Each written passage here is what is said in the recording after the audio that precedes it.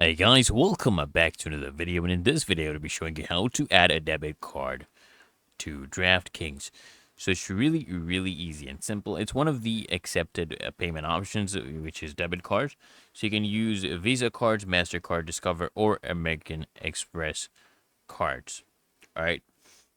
But if you're using American Express, that would have to be only a credit card. So it's literally the same process for debit and credit card adding to your account.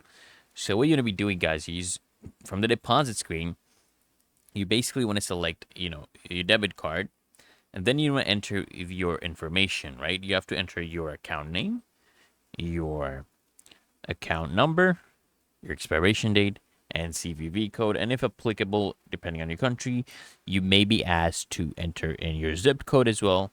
And then if you have, a two-factor authentication turned on, you may be asked to verify using a one-time password using your SMS, and they may charge you with a very small amount just for verification purposes, but don't worry, that will be reimbursed back to you.